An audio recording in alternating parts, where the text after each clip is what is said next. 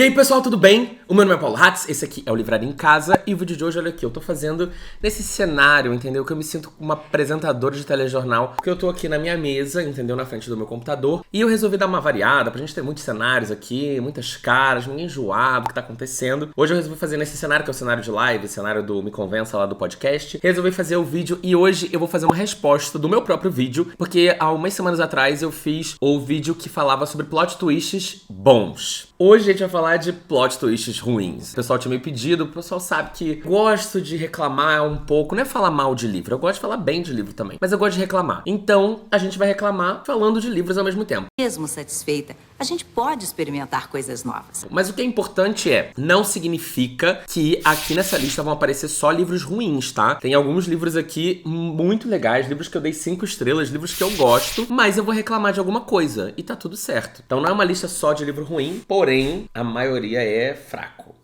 A maioria é fraca. Mas tem livros meio termo também. Vocês vão entender o que eu tô falando. Pra quem não sabe o que eu tô falando, plot twist é aquela reviravolta. Quando o livro tá indo, não sei o quê, aí ele vai chegando em algum momento do livro. Muitos autores, eles têm até um planejamento de reviravoltas. 3, 2, 4 pra acontecer durante o texto inteiro. Mas isso é muito de livro pra livro, de gênero pra gênero, enfim. O que importa é que em algum momento essa reviravolta, esse momento onde aquilo que você achava que ia acontecer, aquilo que você achava que era o certo, não aconteceu. As coisas mudaram e aí o autor resolveu mudar tudo. Isso, quando é bem feito, sempre deixa a gente com aquela coisa de: meu Deus, esse autor agora foi gênio, eu não tinha pensado sobre isso. E eu vou falar pra vocês, eu sou uma pessoa, eu já falei isso antes, eu sou uma pessoa bem lerda. Tem um monte de referência, um monte de coisa que eu não pego. O pessoal fala: eu já sabia disso antes, eu já tinha visto isso antes, e eu não vi. Mas hoje vocês vão ver que algumas vezes até eu capturei algumas coisas que pra mim estavam muito óbvias. Essas reviravoltas morreram todas. Antes de a gente começar, se inscreve no canal que me ajuda muito, e não se esqueça que esse mês é mês de Black Friday. Então tá tendo promoção na Amazon, no Submarino, na Americanas, em tudo quanto é lugar. E eu e Rodolfo vamos divulgar todas as promoções no canal, em live, no Telegram, nas redes sociais. Então não deixe de me seguir nas redes sociais, principalmente no Telegram, que é onde você vai ver as coisas mais rápidas, porque tudo acaba muito rápido. Principalmente quando é cupom, etc, as coisas acabam em poucos minutos. Então fica ligado no nosso Telegram e deixa as notificações ativadas, tá? Não deixa mutado não, senão vocês vão perder um monte de coisa, beleza? A gente tem melhorado cada vez mais o nosso Telegram pra ele não ser só uma parada de promoção, pra ele ser uma coisa de notícia, de informação, de anúncios mesmo do canal, de sorteios, de coisas legais pra vocês também. Então não deixem de curtir e seguir lá o portal Livraria em Casa através do Telegram, beleza? Por favor, não esquece de usar o link do canal, tá, gente? Ajuda muito, vocês não têm ideia, ajuda demais, principalmente nesse mês de Black Friday. A gente tá muito focado, tem meta com essas lojas e tal, é uma loucura. Isso faz muita diferença pra gente no nosso ano inteiro, tá? Novembro é um momento onde faz muita diferença pro nosso ano. Então não deixe, por favor, de usar os links do canal. Vou começar então. O primeiro que eu resolvi colocar aqui é Uma Mulher no Escuro, do Rafael Montes. Quem já me viu falando desse livro, eu já fiz um vídeo falando sobre os livros do Rafael, que eu já tinha lido. E quem assistiu esse vídeo do Rafael, eu falava que esse livro pra mim é um livro dele que me incomoda um pouco. Porque o Rafael, ele por si só, até por causa do gênero, né, que ele escreve essa coisa mais thriller, policial e tal, esses livros, eles têm mais reviravoltas, plot twists do que qualquer outro gênero. Eu gosto muito, eu acho que o Rafael escreve muito bem, eu acho que ele é muito inteligente. Eu acho que mais do que a escrita dele, eu acho que ele é muito inteligente. Na construção de personagem, no planejamento, nas ideias que ele tem. Eu acho que ele é muito, muito foda nessa parte, principalmente. E eu fiquei um pouco triste que esse livro é um livro que ganhou até prêmio e tal, Jabuti, romance de entretenimento daquele ano. E eu tava com muita expectativa. Eu já tava sem ler Rafael há um tempo, e aí eu fui ler esse livro depois de vários anos que ele foi lançado. E eu achei, como eu já falei antes, eu achei com muita reviravolta. Reviravolta demais, uma reviravolta em cima da outra. Aí quando você acha que entendeu o que aconteceu, não, agora tem uma outra reviravolta. Aí você acha que agora você entendeu, aí não tem outra. E assim, não tem um espaçamento, né? Como eu já falei aqui pra vocês até agora, uns minutos atrás, tem autores que eles fazem um espaçamento. Sei lá, vou fazer uma reviravolta com 50% do livro, uma reviravolta aos 75% do livro, uma reviravolta... E eu senti que o Rafael, ele socou um monte de reviravolta num espaço de 50 páginas, ou menos, entendeu? E aí, a minha sensação era essa, foi ficando cada vez mais estapafúrdio estapafúrdio. E aí no final eu já não tava mais conectado na história, porque eu tava assim, putz, eu tava esquecendo que era uma ficção e agora você me lembrou. Isso aqui não é realidade, que a gente chama de suspensão da descrença. Então, pra mim, foi...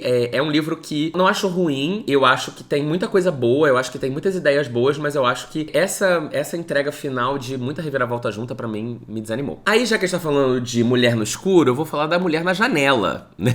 Eu já reclamei de Mulher na Janela aqui no canal, acho que ano passado, sei lá, acho que foi. E o meu problema com esse livro, assim, eu não acho esse livro ruim de todo. Eu já falei que eu acho que ele é muito lento, que as coisas demoram muito pra acontecer e que depois que elas acontecem, é tudo muito bobo. E aí, pra mim, o problema desse livro é que eu acho que esse final, essa conclusão, a descoberta de quem é o grande vilão da história, porque ela é uma mulher, né, a mulher principal, é uma mulher que a gente não sabe se pode confiar nela, porque nem ela confia nela mesma, porque ela toma remédio, bebe, um monte de coisa ao mesmo tempo. E ela vê esse crime e ela não sabe se na verdade ela viu, se ela não viu, se ela tava imaginando coisa, ou se ela tava realmente vendo. E eu acho que, assim, toda a história, toda a descoberta e tudo que ela faz depois que ela descobre, eu acho tudo muito mal organizado. Então eu acho que é mais um livro que o autor conseguiu ter ideias muito boas, construir coisas muito interessantes, mas ele não soube entregar o produto final competente, entendeu? Completo. Eu acho que ele tinha todas as ferramentas, ele tinha todas as possibilidades de entregar um livro incrível, mas eu acho que ficou muita coisa a desejar. Um outro livro que eu trouxe pra cá, na verdade são dois, mas são dois da mesma autora, e eu li os dois muito recentemente e muito próximos um do outro, que é A Hipótese do Amor e A Razão do Amor, da Ellie Hazelwood. E eu gostei dos dois livros, por isso que eu falei pra vocês que o meu ponto aqui não é falar mal do livro necessariamente, mas é de alguns aspectos. Eu falei desse livro, fiz da Hipótese do Amor, eu fiz um vídeo de resenha, tá aqui no canal, que é uma resenha que bombou, e A Razão do Amor, eu falei recentemente no meu vídeo de leitura. Se você não viu, vai lá ver, que eu não vou ficar entrando em detalhe aqui não, vou direto ao ponto. Quem leu esse livro vai entender o que eu tô falando. Os dois livros, na verdade, eles têm uma construção muito parecida, eles têm um formato muito parecido, personagens muito parecidos, inclusive, e da mesma forma que a Ellie fez no primeiro, ela fez nesse, no A Razão do Amor, que ainda não foi publicado, se eu não me engano, mas já tá pra ser. Que é o seguinte, o livro é pautado em cima de um clichê, né? A Hipótese do Amor é pautado no fake dating, né? Um relacionamento de mentira, que acaba se tornando um romance. E o segundo livro é Enemies to Lovers, né? Que são pessoas que não se gostam, ou pelo menos uma delas não gosta da outra, até que elas acabam se apaixonando e viram romance. Então, assim, pautado em cima de formato parecido, personagem parecido, cenários um pouco parecidos, mas pautados em dois clichês diferentes. O meu problema não tá aí. O meu problema é que esses dois livros, eles têm uma reviravolta, um plot twist, que acontece mais pro final do livro, que eu não vou falar qual que é, óbvio, mas que traz uma carga de drama pro livro, uma coisa muito mais pesada. Porque eles são livros engraçados, leves, divertidos, sexys e tal, e aí essa hora onde a autora, ela vai e joga uma bomba ali. Primeiro que parece um pouco, tem alguns problemas ali. Parece um pouco que ela jogou aquela bomba porque ela precisava colocar algum drama, sei lá, ou a gente, ou a editora, ou ela própria pensou assim, meu Deus, eu não posso escrever uma coisa muito fofa. Eu tenho que trazer algum toque de realidade pra cá. Eu tenho que trazer eu tenho que pesar o clima, de alguma forma. Eu vou precisar pesar esse clima de alguma forma. E aí ela pesa o clima. Só que qual que é o meu problema? Parece que é uma coisa jogada ali, não que não seja realista, não que seja necessariamente mal escrito. Eu gostei das duas inserções, mas pra mim é uma coisa que pareceu quase que eu decidi depois que eu já tinha começado a escrever o livro que eu ia jogar aquele assunto ali. E o assunto é sempre jogado muito no final e ele é sempre resolvido muito rapidamente. Então você dedica, sei lá, 30 páginas, vou dizer, a toda a trama. O livro tem 300 e poucas páginas de relacionamento, romance, o desenvolvimento do personagem, o desenvolvimento do romance deles, a construção daquele universo que eles estão inseridos ali de, enfim, faculdade, universidade, projeto científico, etc. Mas aí entra uma parada pesada e ela é resolvida muito rapidamente e das duas formas de maneira muito conveniente. Quase que você olha e pensa, nossa, que coincidência, né? Mas a coincidência do cacete a forma que ela resolveu o problema. Então, pra mim, não funciona 100%. Eu gostaria de ter um pouco mais de desenvolvimento. Gosto do dramalhão, porque eu gosto de paradas mais pesadas nos livros, mas eu acho que parecem realmente uma coisa que foi decidida de última hora ou que foi colocada só pra ter uma trama mais pesada na história. Outro livro que eu resolvi trazer aqui é A Trança, da Letícia Colombani. Eu li esse livro com os apoiadores, acho que no ano passado. Já divulguei esse livro, já falei desse livro aqui algumas vezes. Eu gosto desse livro. Ele é um livro da Intrínseca, capa dura, belíssimo. Nossa, a capa dele é linda. Trabalho gráfico é muito bonito e é um livro que normalmente tá muito barato. Eu comprei esse livro por R$29, capa dura. Foi uma recomendação que eu recebi, inclusive, de uma amiga minha. E eu fui ler esse livro, eu tava com expectativas boas e eu acho que foi bem legal. Mas eu não curti tanto o final. E eu não vou poder explicar muito bem, mas eu vou dar um preâmbulo aqui pra vocês entenderem o que se passa passa nesse livro de sinopse, né? Então a gente vai acompanhar 3 mulheres em 3 situações completamente diferentes, em países diferentes. Uma mulher, ela mora no Canadá, se eu não me engano. Ela é uma executiva, a carreira dela vem em primeiro lugar, etc. E ela descobre um câncer. Tem uma segunda mulher, que é uma menina italiana, e ela tá meio que herdando ali o negócio da família. E a família tem um negócio de cabelo, né? De perucas, etc. Mas eles são muito tradicionais e o mercado tá evoluindo, a China, etc. E eles estão ficando pra trás, eles estão perdendo o mercado cada vez mais. E ela quer fazer alguma coisa pra renovar o negócio da família. Até porque a Itália, ela, por muito tempo, ela teve essa fama, ainda tem, esse trabalho de fazer perucas e coletar cabelos, etc, etc. Mas, logicamente, existem outros mercados que são muito populares, como, por exemplo, o mercado de cabelo indiano, por exemplo, China, que faz produto muito barato, etc, etc. O que a gente tá vivendo hoje em dia, como AliExpress, Shein, Shopee, etc, né? Que as marcas, não só brasileiras, mas mundiais, estão tendo que correr atrás pra conseguir ter preço, entrega tão compatível com o que essas empresas chinesas conseguem fazer. Então ela tem que reformular o negócio da família. E a gente tem uma terceira personagem, que é uma mulher indiana, que tem uma filha, e elas sofrem muita agressão do marido, muita agressão, e elas decidem fugir. Só que elas são Dalits, né? Elas são, se eu não me engano, elas são a casta mais pobre da Índia, né? Porque lá na Índia as castas, elas têm aquela coisa de... Aprendi em Caminho das Índias. Não, já aprendi em outras coisas também. Mas, né, tem as castas e elas ficam assim, elas são servas. Basicamente é isso. É um trabalho praticamente escravo. Um trabalho horrível que ninguém quer fazer. É limpar cocô. É uma coisa muito pesada. E elas estão cansadas de viver essa vida e de apanhar. Então, elas abandonam a casa, abandonam o marido, abandonam tudo e vão embora pra tentar uma vida em outro lugar, longe daquele marido, daquela situação toda. E em algum momento, obviamente, esse livro, essas coisas vão se conectar. Eu acho que talvez eu explicando aqui, todo mundo entenda qual que é a conexão. Eu demorei um pouco pra sacar qual que era a conexão do nome do livro, com a coisa toda. Mas o que me incomoda, a gente discutiu isso muito nos apoiadores. Eu gosto da conexão, eu entendo a conexão, faz todo sentido e é muito interessante de analisar como esse processo, né, acontece. Mas o que me incomoda, como eu acho que a autora, ela deu uma simplificada em algumas coisas que são muito problemáticas nesse processo todo, né? No processo das conexões entre elas, eu acho que a mulher indiana, ela passa por coisas e ela sofre coisas que o livro, no final das contas, a mensagem é muito romântica. É muito, olha que lindo, olha que maravilha, olha que fofo. Me incomodou o final. Leiam o livro, vocês vão talvez entender o que eu tô falando, se não me perguntem. Mas não é que é ruim o livro, eu fiquei emocionado, achei bonito, achei incrível e tal. Mas o que me incomodou foi a forma romântica que a autora colocou nessa interligação entre elas. Não vou falar muita coisa. Próximo livro que eu coloquei aqui, A Garota do Lago, do Charlie Donlea. Já tem bastante tempo que eu não falo mal desse livro, né? Inclusive eu botei alguns aqui que eu também não falo mal há algum tempo. Bom, A Garota do Lago é um livro que foi o meu primeiro livro do Charlie Donlea que eu fiz. Também tem uma resenha aqui no canal bombada, acho que passou de 100 mil visualizações já. Ele é um livro super vendido, tá sempre na lista dos mais vendidos, em tudo quanto é revista, jornal, site, etc, porque ele tá sempre muito barato. E é um livro de suspense policial, thriller, etc, que se passa na cidadezinha lá, e aí a jornalista quer descobrir o que aconteceu. O meu ponto com esse livro é, uma menina morre, e eles querem descobrir o que aconteceu com ela, quem matou, o que rolou e etc. E pra mim, meu problema com esse livro é que quando chega no plot twist, onde a gente entende o que aconteceu, como aconteceu, e o assassino, etc. Pra mim foi muito assim, era isso? Porque eu imaginei desde o princípio, entendeu? Desde o princípio eu tava assim, eu acho que tá um pouco óbvio. E aí eu fiquei pensando assim, não, então se tá óbvio, não deve ser. Eu já até fiz uma brincadeira disso com The Kiss of Deception uma vez. Se é óbvio, então não é o óbvio. É o que não é óbvio. Aí, no final, era o óbvio. E aí, ao invés de eu ficar tipo, nossa, me pegou porque eu tava achando que era o não óbvio, eu fiquei assim, porra, é tão óbvio assim.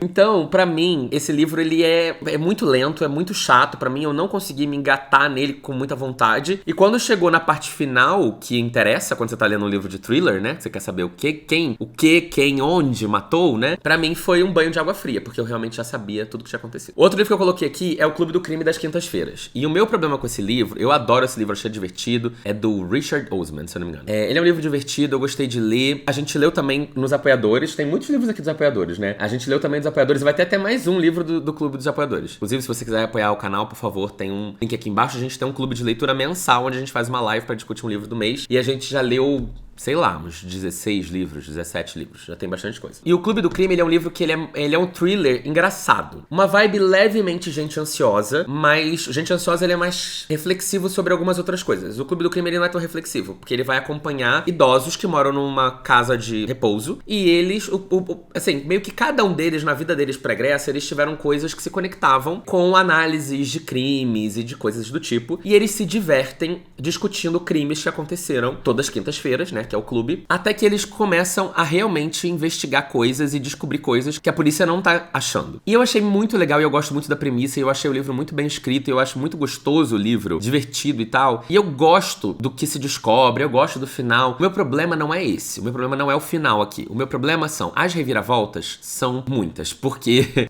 o livro, ele acabou tratando de 2 casos diferentes, né, ele pega 2 casos, sem querer, na real, ele começa com um caso, daqui a pouco ele tá num outro caso, e aí você acha que esses 2 casos, ele na verdade tem o mesmo assassino, com motivações parecidas, e não é. São coisas diferentes, a conexão praticamente não existe. E aí quando acabou o livro, eu fiquei pensando assim, eu tô um pouco confuso, porque acontece tanta coisa que você não entende muito bem nenhuma das 2 que acontecem, entendeu? Você tem que refletir muito, conversar, os apoiadores discutindo e tal, mas tipo, eu achei que o livro, ele podia ter sido um pouco mais objetivo, menos páginas, porque ele tem quase 500 páginas, e ser mais objetivo, escolher um caso, a gente focar naquele caso, depois eles irem abrindo e desenrolando outras coisas, até porque é uma série, virou uma série de livros. Pra mim, então, o problema aqui de reviravoltas é que eu acho que as reviravoltas são várias e são muito mal explicadas. Ou elas poderiam ter sido melhor explicadas sendo menos reviravoltas no mesmo livro, entendeu? Outro livro aqui que também foi do Clube de Apoiadores é o Você Me Ganhou no Olá. Eu detesto esse livro, acho esse livro um porre. Tem as cenas de sexo, né? Então a gente lê, gosta, blá blá blá, mas eu não gosto do livro no geral. Porém, é o que eu falo. Esse é um livro que não é pra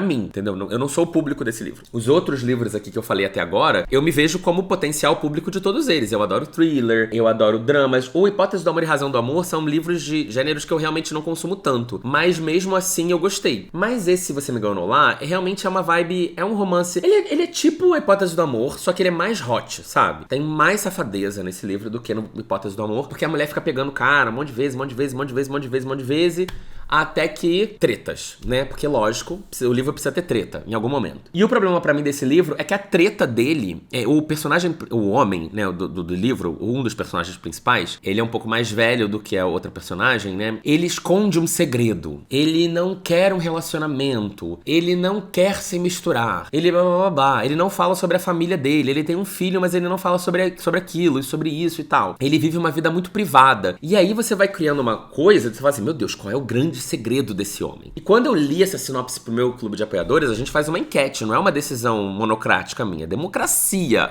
A democracia existe no Livraria em Casa. Eu faço agora nem eu mais faço a pré-seleção, naquela época eu que fazia a pré-seleção. Hoje em dia os apoiadores fazem a pré-seleção entre eles se decidem, me mandam uma lista, eu escolho 5, 6 livros e a gente faz uma enquete e eles decidem por voto. E Você Me Ganhou no Lá, quando eu li a sinopse e falava desse grande mistério desse cara, eu falei, nossa, vai ter uma safadeza, vai ter um romance. Na verdade, eu nem tava esperando safadeza. Eu falei, vai ter um romance, mas vai ter um mistério ali. E aí a gente pensou, nossa, será que esse cara é bi? Será que ele é gay? Será que não sei o quê? Será que ele usa droga? Será que... Tinha um monte de explicação. Será que ele é um assassino? Será que ele é mafioso? Aquelas confundindo mafioso, droga com ser gay.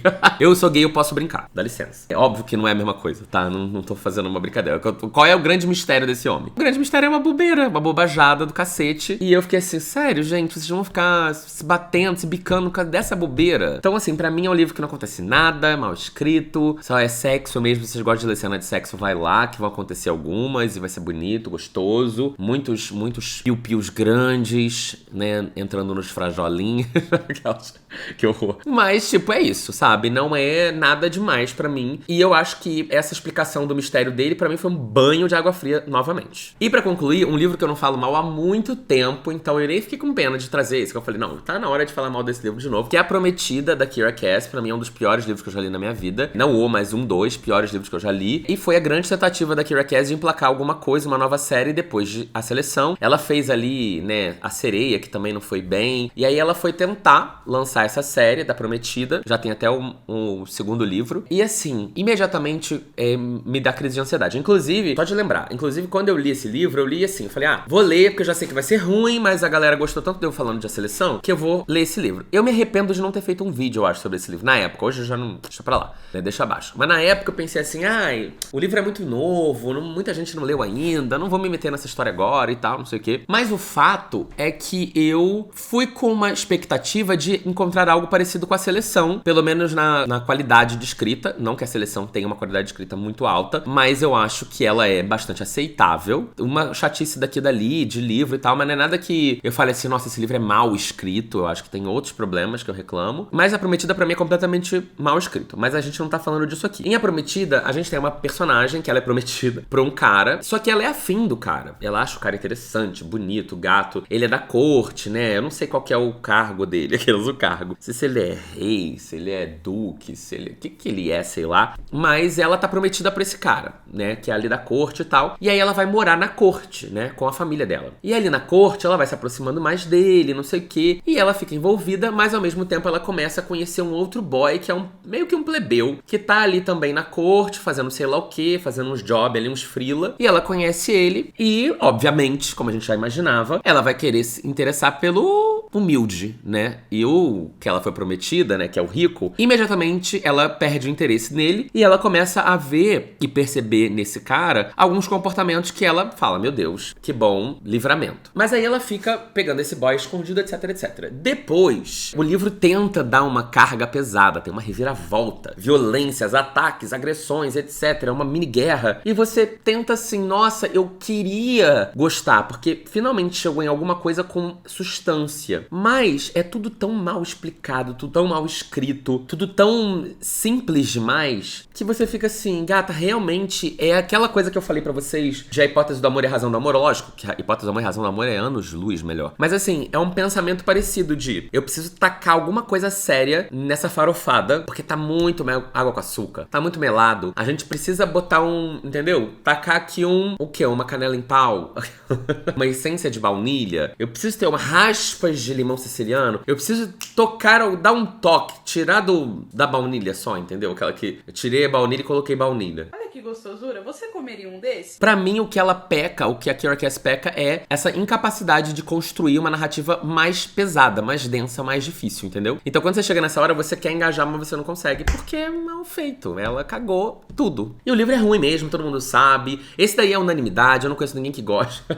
Mentira, eu acho que eu não conheço ninguém que gosta, mas no frigir dos ovos, é um livro que tem uma nota muito baixa, né? Então, realmente, pra mim, ela conseguiu uma proeza. Uma mulher com uma fanbase tão grande de A Seleção. Normalmente essa galera, mesmo que o livro seja mais ou menos, vai ter muita gente que vai dar 4, 5 estrelas porque gosta do autor e porque gosta da pessoa e tal, mas nesse caso aqui ela não conseguiu manter a mágica dela de A Seleção. Ela tá penando pra conseguir encaixar alguma coisa aí que seja a nova seleção da vida dela. Mas também se não achar, tá tudo bem também. Essa mulher já deve ter dinheiro pro resto da vida, eu acho. Bom, é isso. Essa foi a minha lista. Eu tentei trazer aqui. Obviamente tem alguns outros livros que eu acho que poderiam se encaixar, mas eu também tô tentando não encher a cacetada de livros, senão fica todo mundo um pouco, né, com a cabeça até doendo de tanta informação. E aí eu consigo explicar um pouco melhor cada escolha que eu fiz aqui. Se vocês quiserem ver, tem um monte de vídeo relacionado a todos esses livros aqui no canal. Joga na barra de busca do YouTube, Uma Mulher no Escuro, Livraria em Casa. Procura que você vai achar. Olha na Janela, procura que você vai achar. Hipótese do Amor, procura que você vai achar. Porque todos os vídeos têm os nomes, as coisas escritas, então é só jogar assim que você vai achar um monte de vídeo que eu falo daqueles livros, beleza? Essa é uma dica boa. Você tá assim, ai, será que ele já falou do livro tal? Joga, escreve Livraria em Casa e vê, porque talvez eu falei num vídeo de leituras, talvez eu falei numa tag, talvez eu falei numa lista, enfim. Ficou a dica. E não esqueça, dei dicas boas, dei dicas ruins também. Dica ruim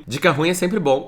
Uma dica do que não ler, mas se vocês forem comprar, por favor, não esqueça da gente, tá? Usa o link do canal, entra no Telegram, não se esqueça. Novembro é o mês de aproveitar a promoção, porque o livro tá caro mesmo, tá? É isso, gente. Se inscreve no canal, me siga nas redes sociais, eu tô em todas elas, por favor. Perdi seguidores por causa de eleição. Então me siga no Instagram, por favor, que me ajuda muito. Beijo, até o próximo vídeo. Tchau, tchau.